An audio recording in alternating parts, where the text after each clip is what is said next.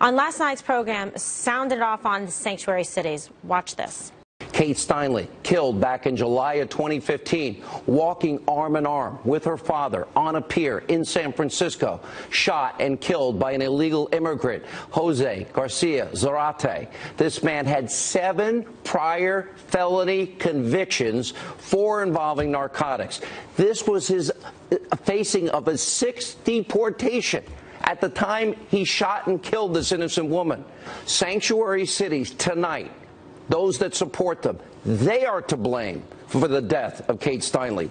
And joining us now with more reaction to the shocking verdict in the murder trial of Kate Steinle is America First Action spokesman and senior advisor, former Milwaukee County Sheriff David Clarke. Always a pleasure to have you with us.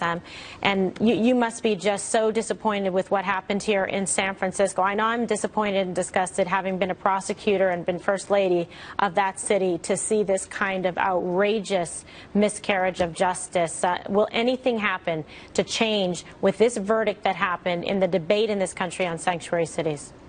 Not likely, not as long as Congress continues to kick the can down the road on illegal immigration and immigration reform in this country. Look, both sides have been using this thing as a political football, looking for political leverage. There's basically no will on the United States Congress to fix our broken immigration system. The only elected official in Washington, D.C., who understands that this is a crisis and has a sense of urgency about it, is President Donald Trump, who campaigned on it. Look, this whole thing is ass backwards. You know, I sit there, I listen to the mothers. Kate Steinle's family still can find no peace. And now I hear that ICE says they're going to deport this guy. It's too late. Here's what my problem is with them deporting the guy now. I like Jeff Sessions' idea, charge him federally, maybe rack up 10, 15, 20 years where he can sit in a prison, because if they deport him right now, he will be right back in the country because our border is not sealed. For heaven's sakes, seal the damn border. Yeah, seal the border, build the wall, follow the law. These are the problems that we're having, and California is really just a pitiful example of how bad this problem has gotten. And we were speaking earlier in the program about elections coming up. We heard from Jeff Sessions earlier on Tucker's program. Sean saying sanctuary cities to blame for the death of Kate Steinle. But now we have a president with the will and wherewithal, and I'm sure you've had conversations with him, Sheriff, about this issue.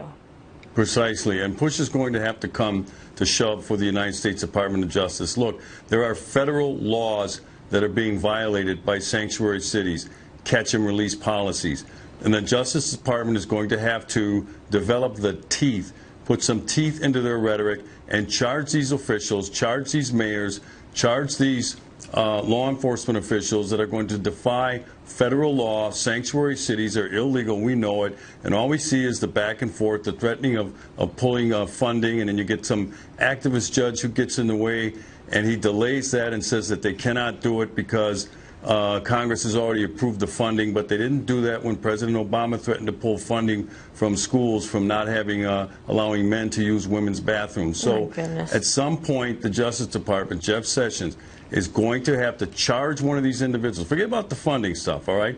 Charge one of them criminally. One of these statutes can end up in a person upon conviction serving 10 years in a federal prison. Some public official is going to have to be charged and prosecuted to get the attention of everybody else. But until then, the Congress, as I said, they don't have the will. Kimberly, they do not have the will to fix this broken immigration system because both sides are using it for political leverage. No, you're absolutely right. And Greg Jarrett was on earlier. He, concurs, feels the same way as an attorney that, the law is there. Somebody's going to need to be prosecuted and be held accountable to actually stop the flow of blood coming from these criminal recidivists who keep coming in, are deported, come back in again, commit more crimes, and no one seems to matter. It's almost like you got to give these people an apology. Oh, I'm sorry, we have to prosecute you, or we can't let you come back in and forth to commit more crimes against innocent, law-abiding people. I mean, when you look at this picture of what happened here and you see this guy, honestly, I cannot believe that San Francisco did this. As bad as some of the things they've done in the past, how did this guy, a felon in possession of a gun, not be convicted of anything? I mean, it's unbelievable. Well, the thing that's most disgusting to me is that this illegal alien had more rights than Kate Steinle and Kate Steinle's family. He's going to get credit time served or something. That's the thing that chaps my rear end. It really does. That an illegal alien has more rights than a United States citizen. But again, look, Congress, all they do is pay lip service. Now there's this funding for the wall that's tied up in, they hide it in other bills. Right. And then Chuck Schumer comes along and threatens to shut down the government if that's included in a bill. And then the GOP backs off. Look, it is high time in this country. The American people have spoken. They spoke last November, and they continue to speak. They want this illegal immigration crisis fixed. They want it solved. We are a sovereign nation, and if you're going to be a sovereign nation, you have to have borders, and you have to protect those borders. That's what we expect our federal officials to do. Isn't that the bare minimum we can do in terms of a basic decency, a basic expectation of public safety, that we can protect people, an innocent girl and her father walking down the street, to not be slaughtered?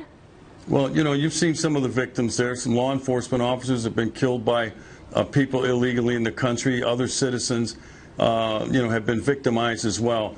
And when the United States federal government cannot protect its citizens from an illegal invasion, and that's what they is. They're allowing people to come into the country illegally and set up residency. And then when they kick them out, they come back over, they kick them out, they continue to come back over. This is a cat and mouse game by these illegal aliens.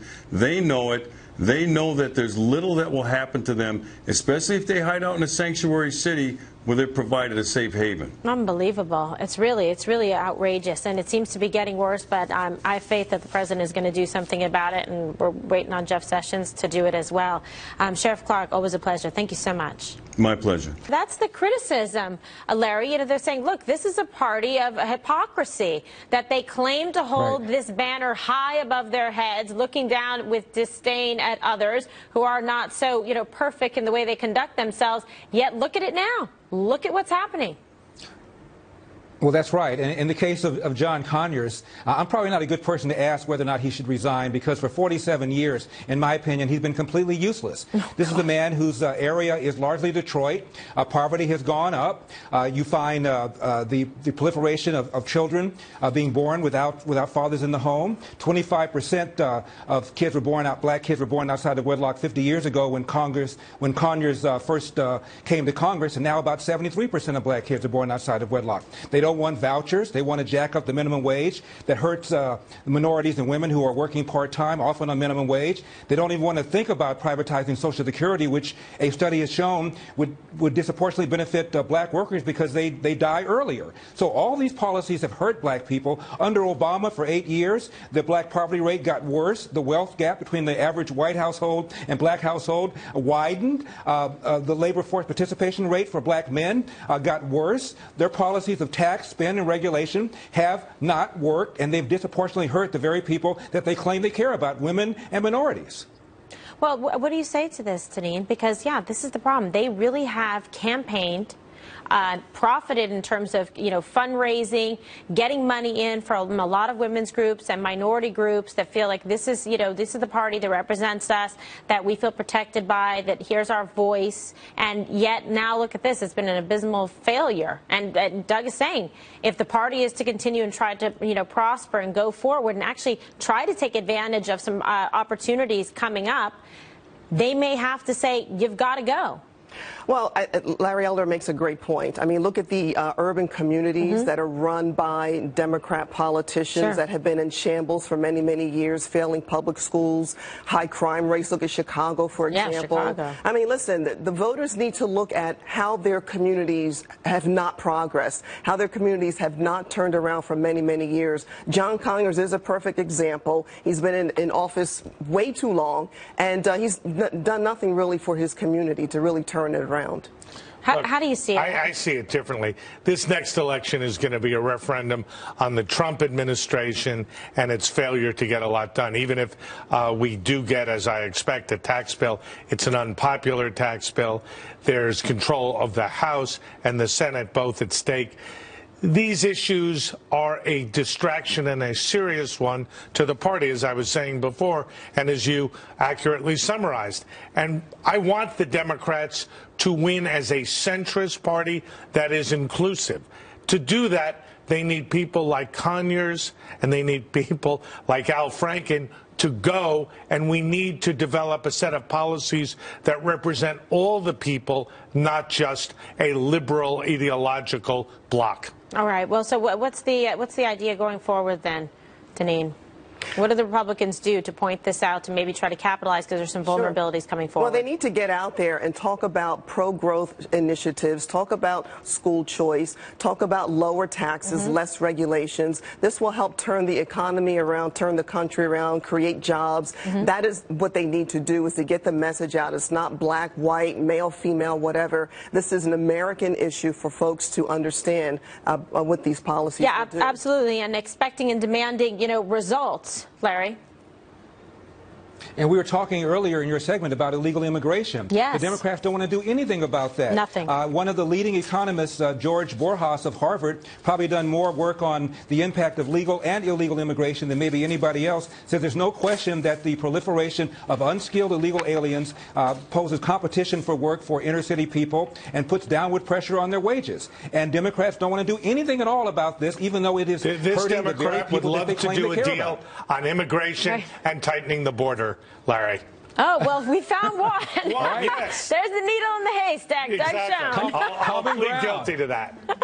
Oh, my goodness. All right. Doug has always been reasonable. Doug has always been reasonable. I wish more people in your party felt the way you do, honestly. He's Thank like in you, law Larry. I school. appreciate it. The reasonable Return man the favor. standard. You got Exactly. Remember that. You got Quid it. pro quo. All right, you guys. Thank you so Thank much, you. Deneen, Doug, and Larry. Always a pleasure.